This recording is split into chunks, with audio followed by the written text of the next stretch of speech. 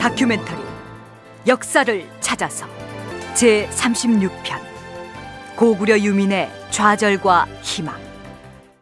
기원전 37년 주몽이 나라를 세운 이래 서기 668년 제28대 보장왕이 당나라에 항복을 함으로써 그 막을 내린 고구려 705년의 역사. 이 고구려 705년의 통사를 지난 시간까지 총 35회에 걸쳐서 살펴봤습니다. 이 시간부터는 당시의 고구려 사회를 보다 다각적으로 이해할 수 있도록 분야별로 주제를 정해서 전문 연구자들의 도움을 받아 함께 살펴가 보도록 하겠습니다.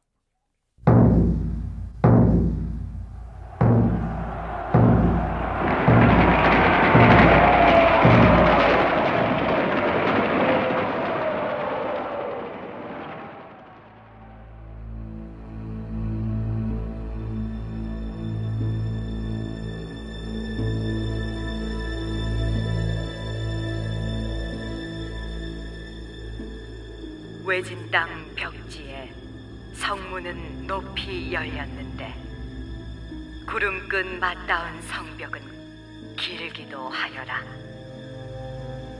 물 맑은 곳에 석양이 비치더니 강변에 밤이 들자 별빛 반짝이네. 꽃이며 새는 흙먼지 털고 치장을 하건만 밝아오는 아침에도 다시는 듣지 못할 옛 궁궐뜰악의 관현악기 소리여.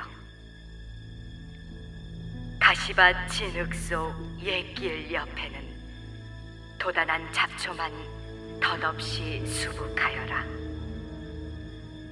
세월은 무상하여 영웅호걸은 가고 양떼처럼 적군을 몰던 병사들 간 곳 없으니 춘몽이었나 그 옛날의 일들. 가을소리 고요한 곳에 기러기만 날아다니네.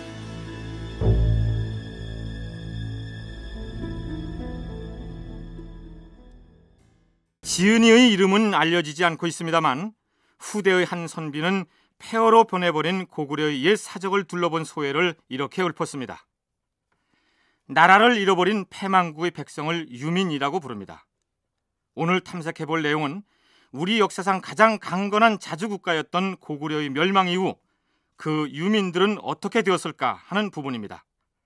비록 상당수의 유민들이 다른 나라 혹은 다른 세력 집단에 유입되어 그쪽의 문화에 동화돼 버렸다 할지라도 그 행방의 대강을 살펴보는 것이 고구려사를 우리 역사로 간직하고 있는 후세 사람들의 사명이 아니겠습니까? 이 시간에는 중국 소재 고구려 유민의 동향이라는 논문을 발표한 바 있는 고구려 연구재단 김현숙 연구위원과 함께 고구려 유민의 동향을 탐색해 가보도록 하겠습니다.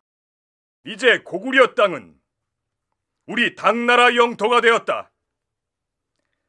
고구려 지역의 오부와 176개성 69만여 호를 당나라식 주연 체제로 개편할 것이다. 9개 도독부와 42개 주, 그리고 100개의 현으로 바꿀 것이며 평양에 안동 도호부를 설치해서 옛 고구려민을 통치하게 할 것이다. 이 지역의 도독이나 차사, 현령은 고구려 장수 중에서 공로가 있는 자들을 발탁해서 등용할 것이니라. 당나라 고종은 보장왕의 항복을 받아내자마자 고구려식 행정체제를 당나라식의 주연체제로 바꾸겠다고 선언합니다. 그런데 보장왕이 항복함으로써 비록 고구려가 멸망했다고는 하나 고구려의 모든 세력이 일사불란하게 당나라 휘하에 들어간 것은 아니었습니다. 보장왕이 백기를 들고 당나라에 투항했던 해가 서기 668년이었는데 그 이듬해인 669년 2월 당나라 장수 이적과 당고종의 대화를 살펴보면 그렇습니다. 고구려 땅에 우리 당나라의 도독부와 주연을 설치하라 했거늘 지금 고구려 지역의 사정은 어떠한가? 황제 폐하, 고구려 지역의 사정을 잘 아는 개소문의 아들 남생과 상의해서 현지 사정을 문서로 작성했사옵니다. 어디 보자. 압록강 이북에 아직 항복하지 않은 11개의 성이 있고 항복한 성이 또한 11개라. 그렇다면 기존의 군사는 철수하고 장수 유인궤는 2만 군대를 이끌고 가서 고구려 지역을 평정하도록 하라. 당나라 장수 이적이 이렇게 보고한 것을 보면 고구려의 몇몇 성들은 수도인 평양성이 함락되었음에도 불구하고 당나라에 항복하지 않고 저항을 멈추지 않았던 것으로 보입니다. 인상적인 것은 당태종이 고구려를 공격해왔을 때 끝까지 함락되지 않고 결국 당나라군을 물러나게 만들었던 안시성이 고구려 멸망 이후에도 2년 동안이나 함락되지 않고 항전을 계속했다는 사실입니다. 그게 굉장히 수수께끼 중에 하나죠. 다른 데는 다 또 돌성이거든요. 석성이어서 더 견고하다 그러는데 안시성은 토성이에요. 토성. 흙으로 만든 토성이어서 실제로 가서 보면 다른 고구려 성은 위용도 대단하고 이러면 참 함락시키기 어렵겠다 이렇게 감이 오는데 안시성은 의외로 안 그렇거든요. 그런데도 끝까지 이렇게 버티는 걸 보면은 그 주변 지역 사람들의 어떤 단결이라든가 저항심이라든가 이런 게 좀 강한지 하여튼 조금 수수께끼입니다. 최후까지 고구려의 자존심을 지키며 저항하던 안시성도 그러나 서기 670년 7월 당나라 대군이 거듭된 공격을 감당하지 못하고 함락당하고 맙니다. 그렇다고 고구려를 다시 일으켜 세우겠다고 나선 고구려 부흥군의 저항이 끝난 것은 아니었습니다. 고구려 부흥운동의 대표적인 인물은 옛 고구려 수림성 출신의 건모잠이라는 장수였습니다. 건모잠은 고구려의 왕조를 이어가기 위해서 지금의 황해도 재령 부근으로 근거지를 옮긴 다음 서해의 사치섬에 피난해 있던 보장왕의 서자 고한승을 불러옵니다. 고한승에 대해서는 보장왕의 서자이다, 연개소문의 동생 연정토의 아들이다, 혹은 보장왕의 애손이다 등등 기록마다 차이가 있으나 일단 보장왕의 서자인 걸로 간주하고 얘기를 진행하겠습니다. 왕자 마마, 지금부터 왕자 마마를 고구려의 대왕 마마로 받들어 모시겠사옵니다. 도성이 당군에게 함락됐고 부왕께서 당나라로 끌려가 나라가 망해버린 처지, 대왕을 자처한들 무슨 소용이 있단 말이오. 왕자 마마를 새로이 추대했노라고 선포하면 망국의 한을 사귀지 못하고 있는 고구려 민들을 하나로 뭉치게 할 수 있을 것이옵니다. 좋소. 나라를 다시 일으켜 세울 수만 있다면 내 고구려 군주의 자리를 마다하지 않겠소. 황공하옵니다, 대왕 마마. 건모잠은 왕실의 자손인 고한승을 고구려 부흥군의 왕으로 옹립하고 흩어졌던 유민들을 모아 세력을 불려갑니다. 그러자 당나라 고종은 뭐라고 하였느냐? 건모잠이 안승이라는 자를 왕으로 삼아서 고구려를 부흥시키겠다고 나섰단 말이냐? 당장 군사를 이끌고 나가 건모잠과 고한승의 목을 베어오도록 하라. 장수 고간과 이근행을 행군 총관에 임명하여 고구려 부흥군 소탕 작전에 나서는데 당나라 대군이 공격을 받게 되자 건모장과 고한승 사이에 그 대처 방안을 놓고 갈등이 있었던 것으로 보입니다. 우리 부흥군은 아직 힘이 미력하니 남쪽 신라로 가서 도움을 청하는 것이 원당할 것이오. 무슨 말씀이옵니까? 당나라 군사가 대군이라고는 하나 우리는 나라를 되찾겠다는 기계로 무장한 일당백의 부흥군이 있사옵니다. 맞서 싸워야 합니다. 니들 말이오. 우리가 어찌 당나라 대군과 맞서 이길 수 있단 말이오. 신라로 가서 다음 기회를 도모해야 하오. 소장은 당군과 맞서 싸우겠소이다. 잡아라! 전자의 목을 쳐라! 이렇게 해서 나라를 되살리겠다고 고구려 부흥군을 조직하여 이끌었던 건모잠은 자신이 부흥 고구려의 왕으로 옹립했던 고한승에 의해 죽임을 당하고 맙니다. 고한승의 명을 받고 신라에 간 사신은 문무왕에게 이렇게 도움을 청합니다. 신라국 대왕마마, 망한 나라를 일으키고 끊어진 왕대를 잇는 것은 천하의 옳은 의리이니 오직 대왕마마의 도움을 간청할 따름이옵니다. 우리 고구려 산왕이 올바른 원칙을 잃고 멸망하고 말았으나 이제 저희들이 신라국의 속국이 되어 영세토록 충성을 다할 것을 다짐하옵니다. 그러자 신라의 문무왕은 지금의 전라도 익산 지역으로 추정되는 금마저라는 곳을 고구려 부흥군의 근거지로 내주게 되고 고한송은 그곳에서 보덕국이라는 이름의 새로운 고구려를 세우고 왕이 된 것입니다. 물론 고한승은 말이 임금이지 신라의 통치를 받는 고구려 유민 집단의 우두머리에 지나지 않았던 것입니다. 자, 이렇게 해서 옛 고구려 영토에서의 부흥운동은 일단 좌절이 되고 고구려 유민들은 이리저리 흩어질 운명에 처했는데, 그렇다면 고구려가 패망했을 때 그 유민의 수가 도대체 얼마나 되었을까요? 그냥 원래 고구려가 멸망할 때쯤 돼서 전체 인구가 69만 7천호다 이렇게 보는 경우도 있고, 아니면 이제 전쟁 과정에서 희생당할 사람 희생당하고 또 남쪽으로 내려갈 사람 내려가고 그래서 남은 인구가 69만 7천호다. 그러면은 전쟁이 터지기 전에 인구는 더 많았다. 이렇게 보는 입장이 좀 다른데, 일단 기록으로 보면 69만 7천호 고국밖에 안 나와 있으니까 그거에 의해서 지금 대충 범위를 생각을 할 수가 있죠. 1호면은 보통 고대 때 자연호라면은 5명 정도라고 생각을 하니까. 고대 국가 시절 보통 한 호에 5식구가 사는 걸로 추정하기 때문에 패망했을 때의 고구려 인구가 대략 350만 명이다. 이런 계산이 나옵니다.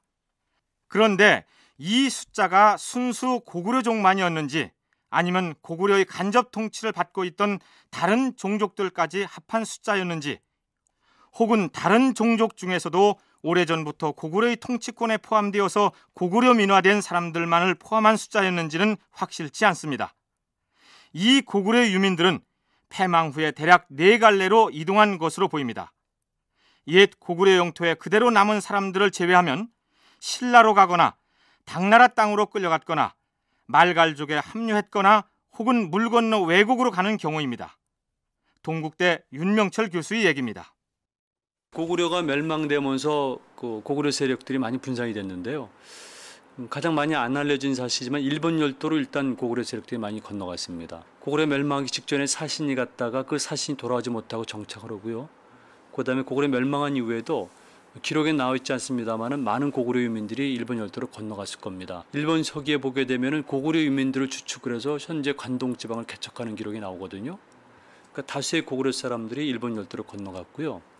그다음에 이제 일부 사람들은 안승 고 안승에서 보듯이 신라로 내려가서 신라에 편입이 돼서 이를테면은 신라군에 편입돼서 당군과 싸우는 그런 과정을 보이기도 하고, 그다음에 이제 백제로 간 세력도 있습니다만, 그리고 일부 같은 경우는 역시 당나라로 대거 끌려갑니다.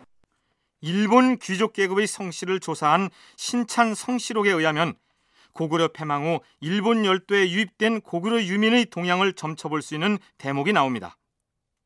서기 687년 고구려로부터 건너온 56명을 상륙국에 거주하게 했으며 716년에는 각지에 흩어져 있던 고구려인 1800여 명을 무장국으로 옮겨서 고려군이라 이름하고 거기 살게 했다.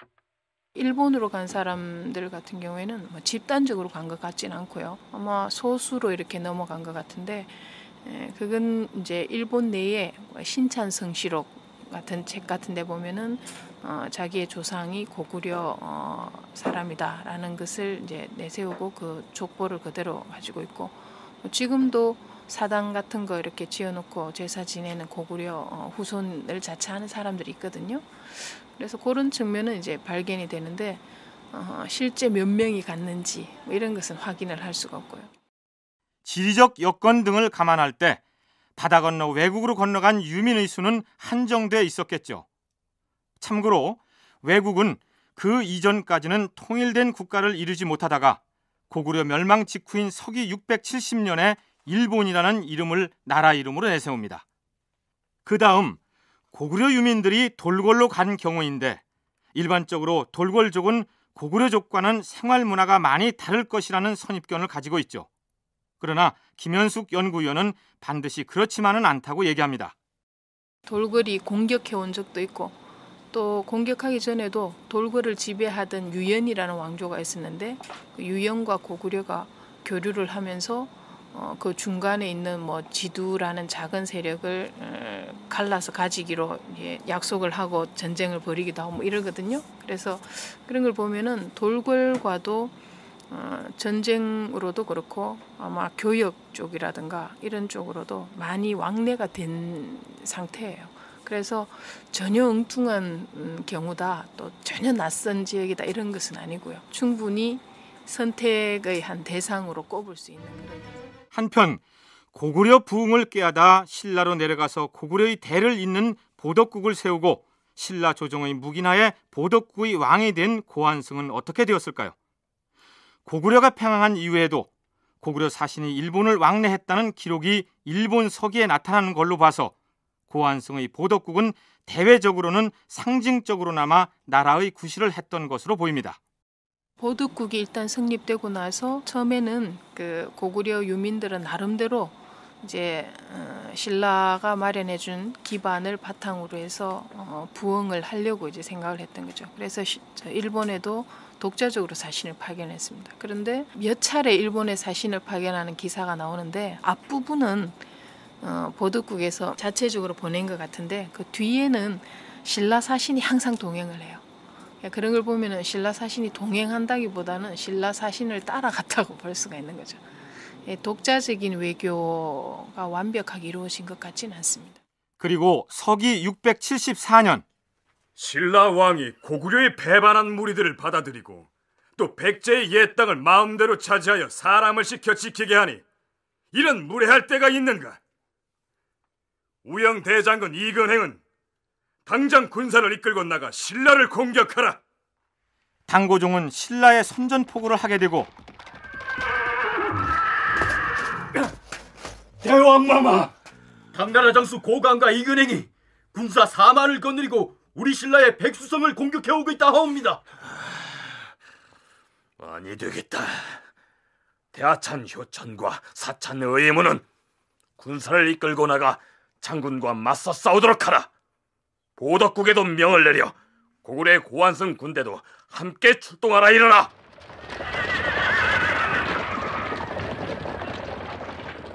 신라 조정에서는 당나라와의 전쟁이 발발하자 고한승의 보덕국 군사들을 출병시켜 싸우게 합니다. 그리고 당나라와의 전쟁이 끝나자 신라의 문무왕은 이제 더 이상 고한승이 옛 고구려 유민을 결집하여 세력을 키우는 것을 원치 않게 되었습니다. 그래서 이런 제안을 합니다. 짐은 금은으로 만든 비단 100단을 보덕왕 고한승에게 보내노라. 인륜의 근본은 부부가 제일이고 교화의 근본은 자손을 잇는 것이 아니던가. 그대는 아내가 없어서 오랫동안 내조할 자리를 비워두고 있으니 내 누이의 딸을 배필로 삼아 자손을 융성하게 하라. 대왕의 생길녀를 안주인으로 삼게 하시니 기쁘고 황송하여 어찌할 바를 모르겠사옵니다. 이토록 특별한 혜택을 베푸시니 그 은혜를 실로 갚을 길이 없사옵니다. 신라 조정은 보덕국이 독자적인 세력을 키우는 것을 경계하여 고한승을 경주로 초청한 다음 그에게 소판이라는 관등과 김씨성을 부여하고 신라 귀족으로 만들어버립니다. 그러자 이에 저항하여 이듬해 고한승의 조카뻘 되는 장군 대문이 반역을 도모했고 신라 조정에서는 군사를 파견하여 토벌합니다. 이렇게 해서 고구려 부흥을 기치로 내걸고 신라 땅에서 출범했던 보덕국도 그 간판을 내린 것입니다. 그러면 이제부터는 고구려 멸망 이후 당나라로 끌려간 유민들의 동향을 살펴보기로 하겠습니다. 당나라 조정에서는 고구려 멸망 직후에 고구려 유민들을 어떻게 다스릴 것인지를 놓고 논란을 벌입니다. 고구려의 옛 영토를 주와 현으로 나누어서 우리 당나라 체제로 바꾸었는데 그 지역이 안정되지 못하는 이유가 무엇인가? 각지에서 고구려 부흥운동이 일어나고 있사옵니다. 이것을 막지 못하면 고구려가 망했다 할 수 없을 것이옵니다, 황제 폐하. 고구려의 옛 관리들에게 유민들을 다스리게 하는 기비정책은 실효를 거둘 수가 없을 것이옵니다. 오히려 부흥운동만 부채질하는 격이 될 것이옵니다. 그렇다면 어찌해야 한단 말인가? 고구려인들은 본시 성을 잘 쌓고 전투에 능한 백성들이옵니다. 비록 왕이 항복했다고 하나 산속으로 숨어들었던 사람들이 다시 밖으로 나와서 나라를 다시 일으키겠다고 나서는 형편이니 기미 정책은 절회해야 마땅할 것이옵니다. 황제 폐하, 옛 고구려 지배층인 귀족 출신들에 대한 집단 사민을 실시하는 것이 옳을 듯하옵니다. 부흥군을 이끌고 있는 귀족 세력들을 당나라 땅으로 사민하자란 얘기가 아니더냐? 그러하옵니다. 그리 되면 하층민들이 부흥운동을 하려 해도 의지할 데가 없어 지리멸렬해질 것이옵니다. 그래, 그게 좋겠다. 그렇게 시행하라. 처음에는 일단 주군현으로 나누어서 주현 체제로 나누어서 그 기미주 체제로 통치를 하려고 하다가 2년 뒤죠. 그때는 이 부흥운동이 계속 끊임없이 일어나니까 좀 더 근본적인 대책을 취하려고 생각을 했던 것 같아요. 그 근본적인 대책이라는 게 이제 강간약지라 그래서 일단 뿌리를 딱 옮김으로 인해서 본체를 강하게 하고 가지는 약하게 하고 그렇게 한다는 의미에서 고구려의 지배계층 주로 호강한 자 이렇게 해놨는데 부유하기도 하고 신체적으로도 강건하고 신분적으로도 상위층, 지배층 이런 사람들을 집중적으로 골랐죠. 여기서 기미정책 혹은 기미주 정책이라는 말이 나오는데 기미란 말이나 소의 고삐를 묶어둔다는 뜻으로서 중국 왕조가 이민족을 다스릴 때 자치를 인정해주는 선에서 간접 통치를 하는 방식을 일컫는 말입니다. 그런데 초기에 기미정책을 시행했으나 고구려 유민들의 부흥운동이 거세지자 그 다음으로 선택한 것이 유민들을 당나라로 강제 이주시키는 집단 사민 정책이었습니다. 부흥운동을 이끌 만한 지배층 백성들을 당나라 깊숙한 곳으로 집단 이주를 시켜버리면 잠잠해질 것이라고 믿었던 것이죠. 고대 국가 시절 전쟁을 통해서 상대 지역 일부를 점령했을 때 점령지 백성들의 저항을 방지하기 위해서 집단적으로 다른 곳으로 이주시키는 사민 정책이 간혹 실시되긴 했으나 3만 8천호나 되는 대규모의 인구를 집단적으로 이주시키는 경우는 전례가 없는 일이었습니다. 그렇다면 당나라 조정의 이런 사민 정책이 과연 성공을 거두었을까요? 이에 대해서는 잠시 후에 살펴보기로 하고 고구려 패망 후 당나라로 끌려간 사람들 중에서 가장 지위가 높은 상징적인 인물이 있다면 고구려 마지막 임금이었던 보장왕이겠죠. 당나라 조정으로 끌려갔던 보장왕은 어떻게 되었을까요? 황제 폐하합시오. 대신들은 예를 갖추시오. 고구려 왕도 서예를 지켜 정해진 위치에 서시오.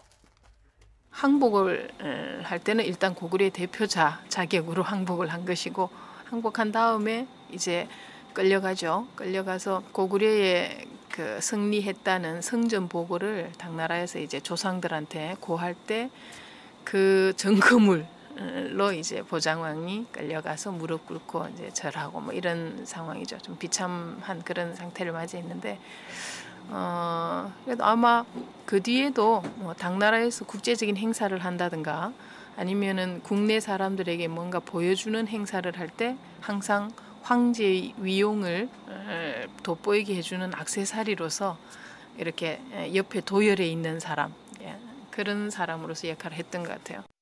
보장왕은 패망구의 군주로서 그런 비참한 나날을 보내고 있었는데 신라와의 나당 전쟁이 끝난 후 당고종은 보장왕에게 이런 명령을 내립니다. 지금부터 그대를 왕으로 책봉하여 요동 도독으로 파견할 것이니라. 이전에 요동 지역에 거주하다가 집단 사민됐던 옛 고구려 유민들도 모두 딸려 보낼 것이니 그들을 데리고 요동으로 가서 지역민들을 잘 이끌도록 하라. 예, 황제 폐하. 요동 지역에서 고구려 지배층을 대거 당나라 땅으로 이주시켰으나 민심이 좀처럼 안정되지 않자 보장왕을 왕으로 책봉하여 자치를 하도록 정책을 바꾼 것입니다. 그리고 이전에 집단 이주시켰던 귀족 출신의 유민들도 함께 돌려보냈던 것입니다. 고구려가 멸망하고 난 다음에 주현 체제로 바꾸어서 통치를 하고 뭐 이렇게 했는데 고구려 사람들의 저항이 너무 강하니까 이게 도저히 관리하기가 너무 힘이 든 거예요. 그래서 나중에는 아예 보장왕을 되돌려 보내서 요동군에 보내가지고 조선의 왕으로 만들어서 그 왕이 통치를 하게 하고 그 왕을 당이 지배를 하면은 거의 뭐 이제 간접 지배식이죠. 그러면은 관리가 좀 안정되게 되지 않겠는가. 완전히 독립을 시켜주는 것은 아니고 일종의 괴뢰 정권 비슷하게 세워주고 하는 거니까요. 그래서 보냈는데 보장왕이 그 평상시에 행동하고는 좀 다르게 당나라 조정에서 옛 고구려 땅인 요동 지역을 보장왕에게 다스리게 했는데 요동 지역에 대한 통치를 보장왕에게만 맡긴 것은 아니었습니다. 전남생은 되려라. 그대 역시 안동 도호부 파견을 명하노니 지금 곧 임지로 떠나 고구려 유민들을 보살피도록 하라.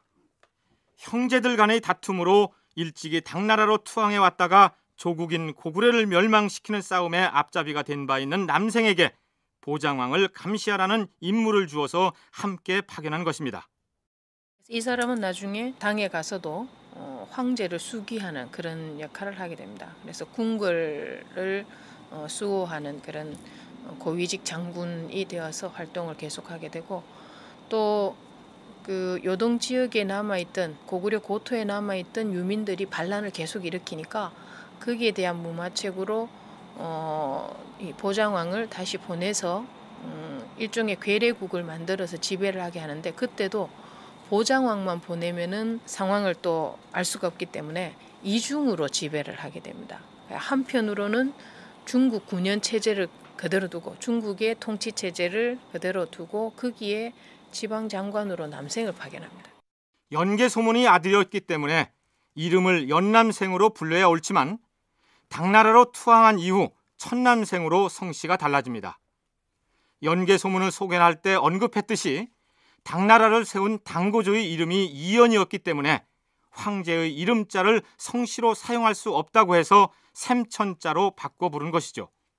어쨌든 고구려 유민들에게 적대적이었던 당나라 관리들을 모두 철수시키고 보장왕을 비롯한 고구려 관리들을 전면에 내세우는 유화 정책을 실시하자 당나라의 요동 지배가 안정적으로 이루어지는 듯 했습니다. 그런데 요동 도독으로 파견된 보장왕은 패망한 고구려의 한을 짊어진 마지막 임금으로서 당나라의 꼭두각시 노릇에 충실할 수만은 없다는 결심을 하게 됩니다. 송화강 유역의 옛 부여가 있던 자리에 말갈족의 한 갈래인 송말 말갈 세력이 포진하고 있었는데 나는 이전에 고구려왕 보장이요 주장을 만나러 왔소이다. 대왕마마, 고구려국의 대왕마마를 다시 뵙게 되다니 감개가 무량하옵니다. 지금은 고구려의 국왕이 아니라 당나라 황제로부터 요동도독으로 부임하라는 명을 받고 임지해온 당나라의 신하일 뿐인 것이 서글프어. 동명송왕이 세우신 고구려 사직을 여기서 끝낼 수는 없사옵니다, 대왕마마. 조용히 하시오. 실은 내 생각도 그러하오. 다행히 내가 요동지역 책임자로 다시 이곳에 왔으니 말갈 주장께서 힘을 보태준다면 고구려 왕조를 다시 일으켜 세우기 위해 싸우겠소이다. 고구려 왕조를 부흥하는 싸움이라면 기꺼이 나서겠사옵니다. 쉬운 싸움이 아닐 것이오.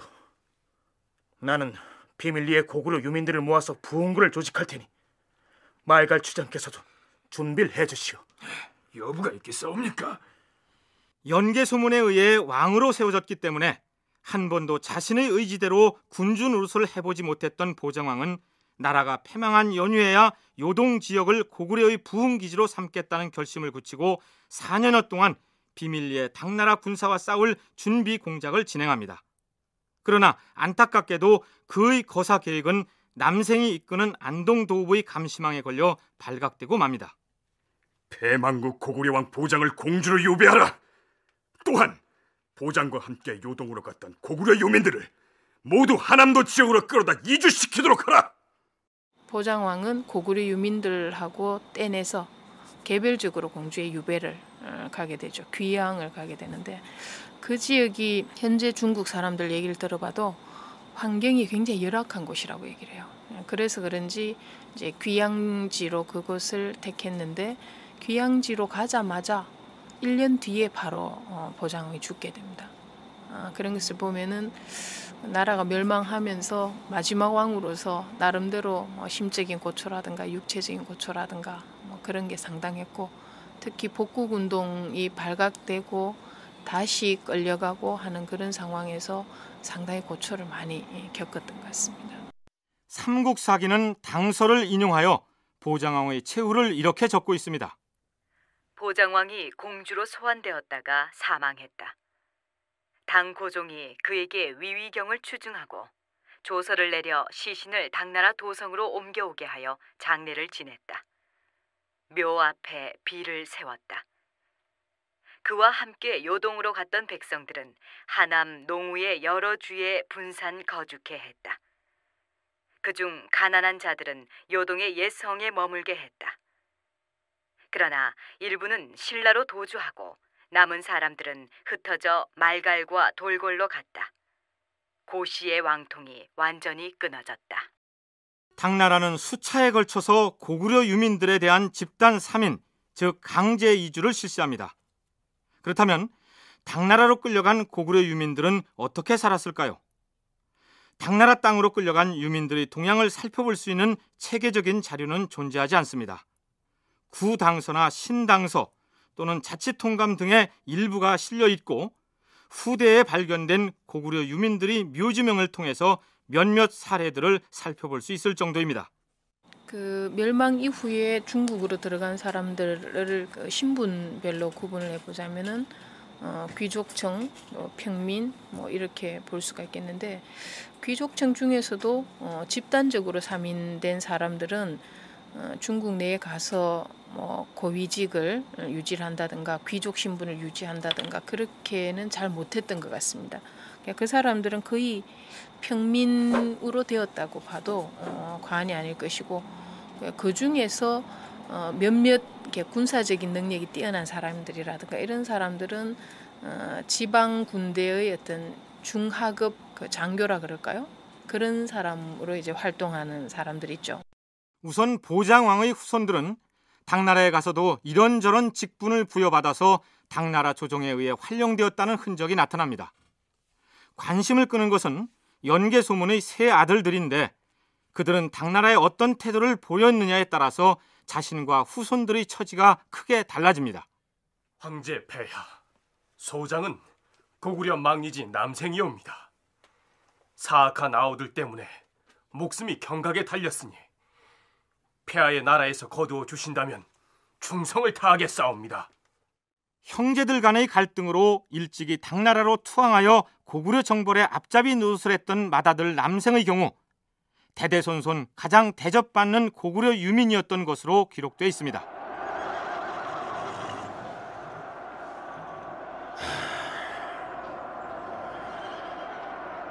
이제 더 이상 고구려 사직을 지탱할 수 없게 됐구나. 장수 남사는 당나라 장수에게 백기를 들고 나가 항복을 하도록 하라.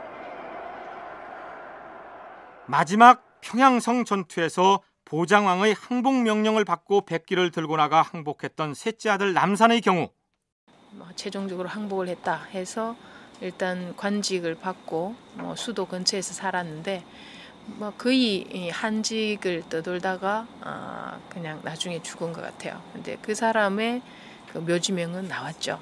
그 묘지명에 보면은 황제의 신하로서 이렇게 좋은 경우가 있겠느냐 그런 식으로 굉장히 말년이 편안했다는 식으로 표현하는데, 그러면서도 또 한편으로는 수구초심 같은 그런 향수에 어린 그런 구절들도 이렇게 나오고 있고, 당나라 조정으로부터 그런대로 대접을 받고 살았으나 말년에는 망국의 한을 품고 괴로워하다가 세상을 떠났다는 것으로 기록되어 있습니다. 그리고 보장왕의 항복 명령에도 불구하고 당나라군에 맞서서 끝까지 저항했던 둘째 아들 남고는 당고종에 의해 검주로 유배되었다는 기록 위에는 그 뒤의 행적이 나타나 있지 않습니다. 일찌감치 고구려를 배신했던 남생의 경우 그 행적이 당서의 열전편에도 소개되어 있는데 마지막 부분을 소개하면 이렇습니다.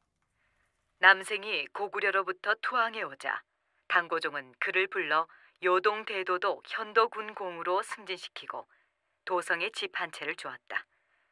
조칙을 받고 군대로 돌아가 이적 등과 함께 평양을 공격해 고구려 왕을 사로잡았다. 황제가 명하여 그 아들을 요수에 보내 위로하고 선물을 내렸으며 돌아오자 우위 대장군 병국공으로 승진시켰다. 나이 46에 죽었다. 남생의 아들 헌성 역시 대를 이어서 당나라 조정의 고위직에 등용됩니다. 그러나 제 아무리 당나라에 공을 세운 남생의 자손이라 할지라도 고구려 출신이라는 사실 때문에 위촉되지 않을 수 없었던 모양입니다. 중국 최초의 여황제인 측천무후 시절에 있었던 헌성에 대한 일화를 보면 이렇습니다. 측천무후가 일찍이 황금상을 하사하여 문무관 가운데 가장 활을 잘 쏘는 5명을 선발하라 했는데 사람들이 모두 헌성의 실력이 으뜸이라 하여 1등을 그에게 양보했다. 그러자 헌성이 말했다. 황제 폐하, 폐하께서 활 잘 쏘는 사람을 택하였으나 중국인이 아닌 사람들이 많이 뽑혔으니 중국 관리들이 활 쏘기를 수치로 여길까 두렵사옵니다. 이 행사를 봐시옵소서. 고구려 출신인 자신이 주목받는 인물로 뽑힐 경우 다른 관리들의 질시가 두려웠던 것입니다. 그렇게 저자세로 처신했음에도 불구하고 결국 헌성은 중국 관리들의 모함을 피할 수 없었습니다. 측천무후의 영광을 이렇게 대변해 주는 조형물로서 구리로 만든 큰 기둥 비슷한 걸 이렇게 조성을 했던 것 같아요. 나중에 파괴가 되었는데 그걸 천추라고 그러는데 그 천추를 만드는데 고구려 유민이 그 대표적인 사람이 2명이 참여를 하는데 한 명이 헌성이고 한 명이 고조규라고 해서 또 고구려 멸망하기 전에 이런 상황이 어떻게 좀 갈 것 같다 이런 걸 미리 알고 투항을 한 사람이 있어요. 이 2 사람이 그 일에 관여를 했는데 헌성 같은 경우에는 구리라든가 이런 물자를 모아서 조달하는 그런 역할을 한 것 같아요. 그런데 한족 출신의 한 관리가 헌성에게 뇌물을 요구합니다. 헌성이 이를 거절하자 앙심을 품고 있다가 다른 사안으로 그를 무고하여 헌성은 결국 반역을 모의했다는 제목을 뒤집어 쓰고 처형됩니다. 그러나 헌성은 현은, 현일, 현정 3 아들을 두었고 그 아들들과 손자들 역시 다른 유민들에 비해서 비교적 후한 예우를 받았던 것으로 기록되어 있습니다. 한마디로 연개소문의 3 아들 중에서 일찍이 당나라에 투항하여 생전의 연개소문과는 정반대의 행보를 보였던 맏아들 남생과 그 후손들이 고구려 유민 중에서는 가장 대접받는 가문으로 남았던 것입니다. 자, 그렇다면 보장왕이나 연개소문의 아들들처럼 고구려 시절에 권세를 누렸던 사람들 말고 당나라로 끌려간 다른 유민들의 삶은 어떠했을까요? 당나라 시절 관리들의 생활담을 수록한 조야첨제라는 책을 보면 2명의 고구려 유민에 얽힌 이야기가 소개되어 있습니다. 첫 번째 인물은 이름은 나와 있지 않고 경조인 고려라고만 돼 있는데 풀이하면 당나라 수도에 살고 있는 고구려인이라는 뜻이겠죠. 도성에 살고 있는 고구려 사람이 집이 가난하여 어사대에서 훈관을 대신해 문서를 수발하는 일을 했다. 그때 그의 상관이 거짓으로 서찰을 써서 고구려인에게 주면서 다른 사람에게 갖다 주고 돈을 요구하게 했다. 그러나 일이 실패하자 상관은 도망을 쳤고 추적했으나 잡히지 않았다. 어사가 고구려인을 잡아다 고문을 했다. 무릎뼈가 땅에 떨어지고 2 다리가 못쓰게 됐다. 이놈의 상관이 도저하고 없으니 너에게 대신 벌을 내려야겠다. 저놈을 사형에 처하라.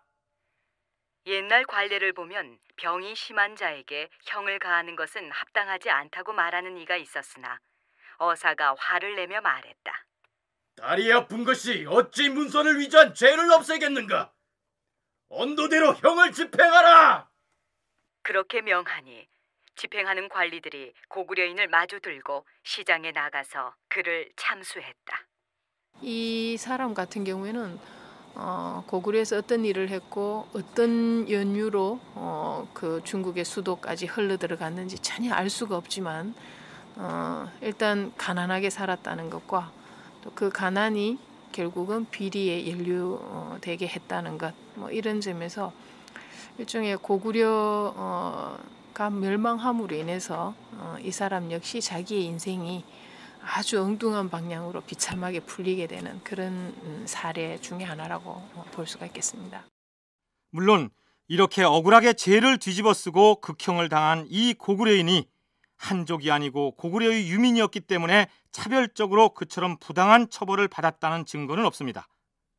그렇다면 이 사람이 당나라에 오기 이전에 고구려에서는 어떤 신분이었을까요?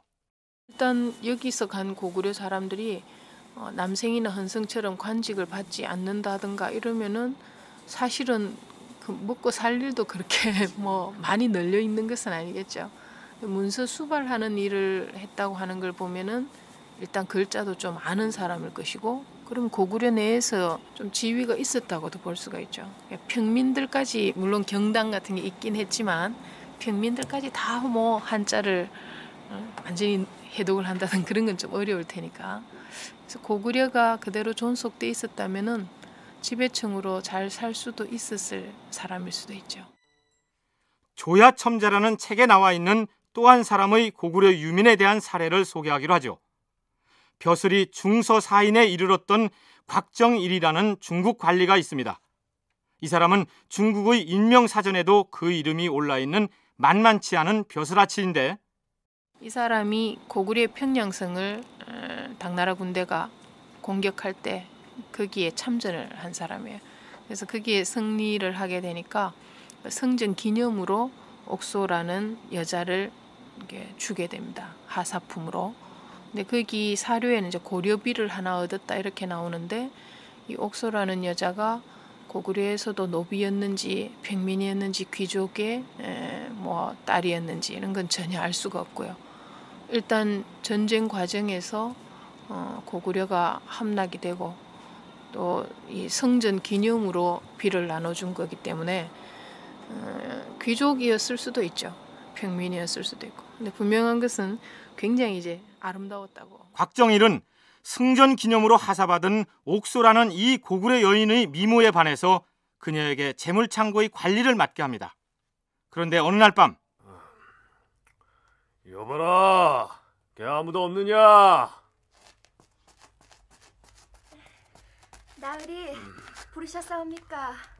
목이 마르고 시장하구나. 마실 것 좀 가져오고 죽을 한 그릇 끓여오너라. 예, 나으리, 곧 대령하겠사옵니다. 아니다. 너 말고 그 옥소에게 끓여서 오도록 해라. 그 반드시 옥소가 끓여와야 할 것이야. 그래서 옥소는 죽을 끓여서 상전인 곽정일에게 들고 오는데, 나으리, 죽을 끓여왔사옵니다. 그래. 수고했다. 이 아리따운 옥수가 끓인 죽이니 맛이야 물어 무엇하겠느냐.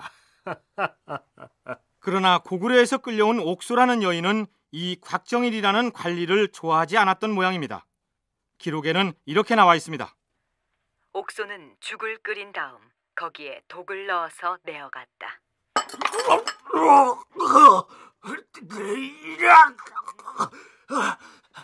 아무도 없느냐?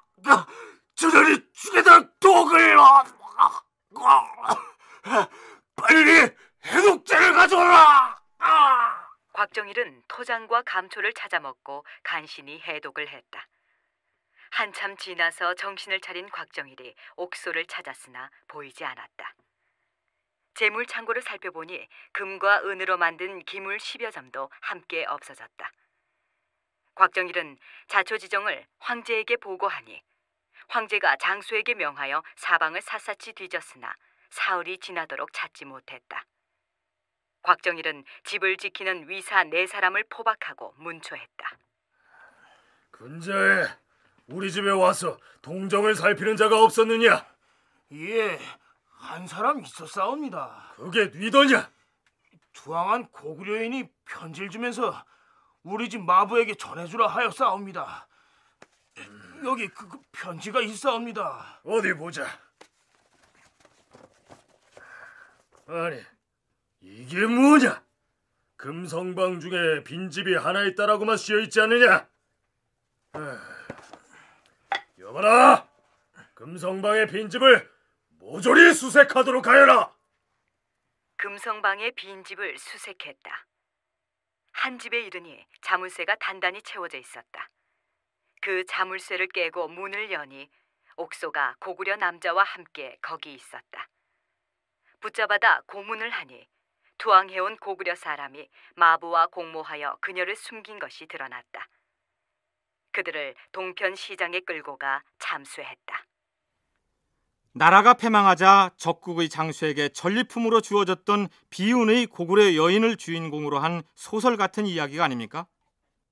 옥소라는 여인이 주인을 독살하려다 실패하고 빈집으로 피신했을 때 함께 있었던 고구려 남자는 아마도 그녀의 연인이었을 것입니다. 위험을 무릅쓰고 그녀를 피신시키는 과정에 협력했던 다른 고구려 유민들도 망국민으로서의 애환을 함께 나누고자 했겠죠. 그게 이제 그 당시 관리들의 뒷얘기를 이렇게 모은 책에 실려 있는 걸 보면은 당나라 안에서도 또 귀족들, 당나라 귀족들 사이에서도 이 얘기가 많이 이제 회자가 된 것 같아요. 일단 전쟁이 터지고 패망하게 되면은 그 사람들이 다 자기 운명을 자기가 어떻게 못하고 끌려다니는 거는 똑같은데 특히 여자들 같은 경우는 조금 더 심하게 운명이 막 엇갈릴 수도 있는 것 같습니다.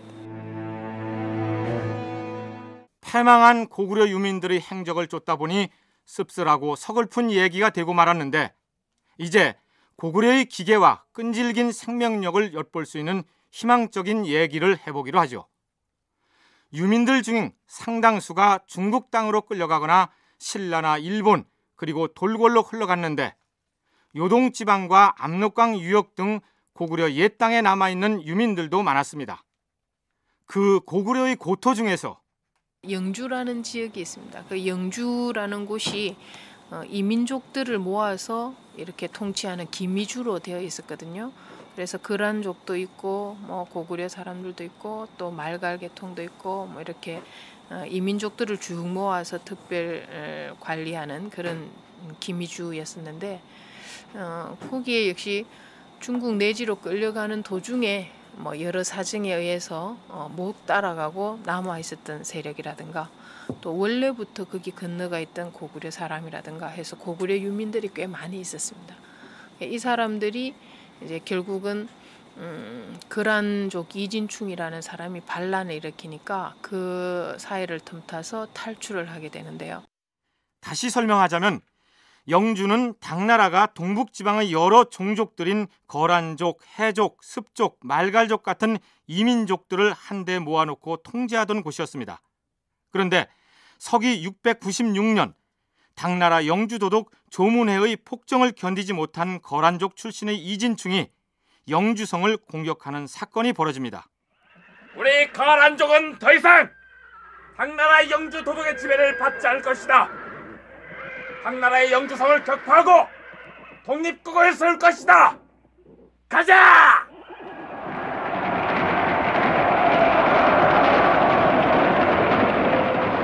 그러자 당나라에서는 수만 명의 군사를 출동시켜 거란족 진압에 나섭니다. 당나라와 거란족이 한바탕 전쟁을 치르는 와중에 말갈 추장과 함께 고구려 유민들을 이끌고 영주 탈출을 지휘하는 고구려 유민이 있었습니다. 고구려의 유민들은 모두 나를 따르라! 요하를 건너가서 새로운 나라를 세울 것이다!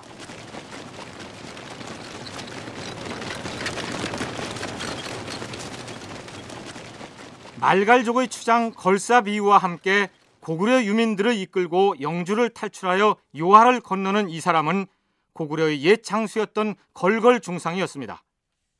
나중에 대시성을 취해서 대중상으로 불리는 이 사람은 말갈족과 함께 백두산 동북 방면을 거점으로 삼아 성벽을 쌓고 수비 진지를 구축하게 됩니다. 걸걸중상! 그대가 우리 당나라 황제 폐하께 충성을 맹세한다면 우리 조정에서는 그대에게 진국공이라는 벼슬을 낼 것이다. 군사를 물리고 황제 폐하의 칙령을 받으라. 어림없는 소리 마라. 우리는 고구려의 대를 잇는 새로운 나라를 건설할 것이다. 자, 모두 진격하여 당나라군을 쳐부수자!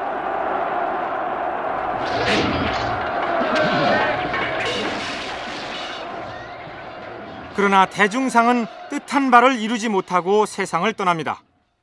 그의 아들인 대조영이 아버지의 뒤를 이어 고구려 옛 땅에 새로운 나라를 세웠으니 그것이 다름 아닌 발해였습니다.